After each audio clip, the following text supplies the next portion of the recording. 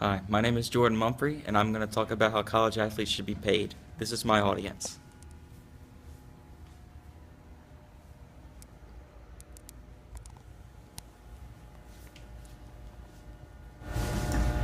From a show of hands, how many of you know of a friend or a family member that has paid over $75 just to go see a sporting event? In today's society, Americans are going through rough times financially. People are saving up money more than ever just to feel comfortable about their financial stability. Even with this trend of saving, people are still unloading handfuls of money to their favorite universities just so they can enjoy a few hours of a football game. According to Michael Wilbon of Sports Illustrated, in 2011, the NCAA signed a $10.8 billion contract with CBS just for the rights to air the popular college basketball tournament called March Madness. This is just one of many examples of how powerful and rich the NCAA has become due to the popularity and growth of college sports over the years. While universities, coaches, television broadcasters, and even the cleanup crew get a piece of the pie, the players who sacrifice the most and risk their long-term health are restricted from receiving any of the profits earned from the sports events due to NCAA rules. College athletes are forced to work long hours in the classroom and on the practice field and still somehow manage to make a living and support themselves. In order to fully understand how unfair college athletes are treated, I must first discuss the amounts of revenue that are being made off of the sporting events, the fact that many college athletes are being paid illegally, and talk about how college athletes are stuck paying for their medical bills even after their career is over. As stated earlier, there are hundreds, if not a couple thousand people who are getting very rich off the growing popularity of college sports in our country. The contract signed between CBS and the NCAA to air the college basketball tournament is just one of the many multi-billion-dollar contracts that are being made by the NCAA and other television broadcasting stations.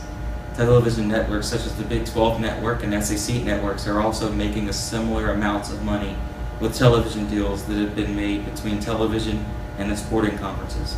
There is just a high demand in the nation for certain sporting events to be seen, and people are taking advantage of it. Unfortunately, though, the college athletes do not receive a dime of the revenue for these television deals.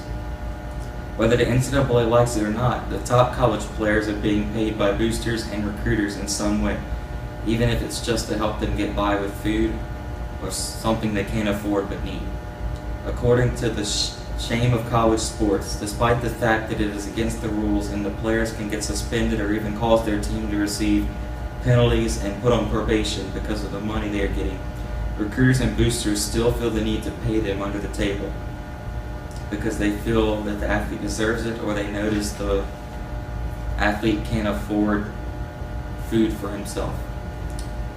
There are currently 35 NCAA athletic programs on probation due to recruiting violations. Most or all of these violations revolve around money, according to Richard Warnsnick of College Sports.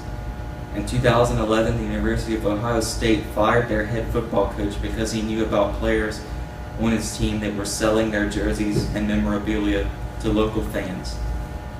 If the NCAA would stop being selfish with the billions that they make each year off the athletes and start giving a little back to them, maybe these problems would disappear.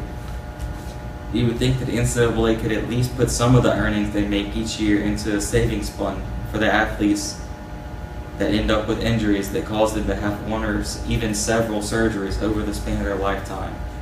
Unfortunately, they don't do this either. Another big issue with college sport athletes go through is being stuck with paying for the bills when they get hurt playing for their university.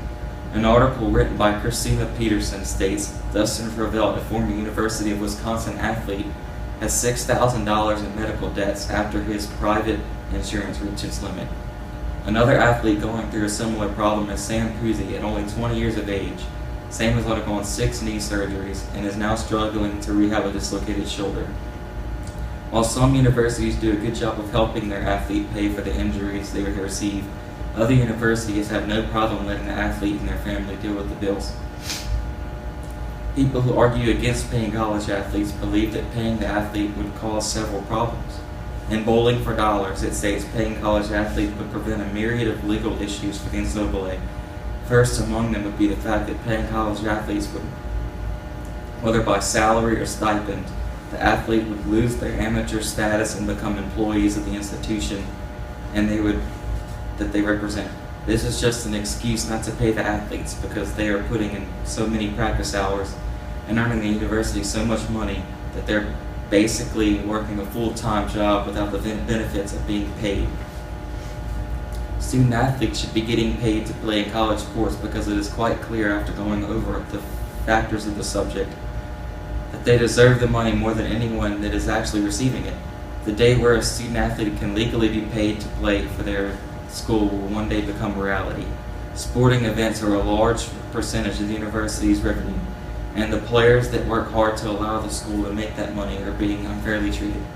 Scholarships alone cannot make up for the amount of time and effort that college athletes put into their daily routines. It is time to acknowledge how dangerous and demanding their jobs are. Universities and the NCAA should acknowledge the value of a college athlete and pay them the money they are owed.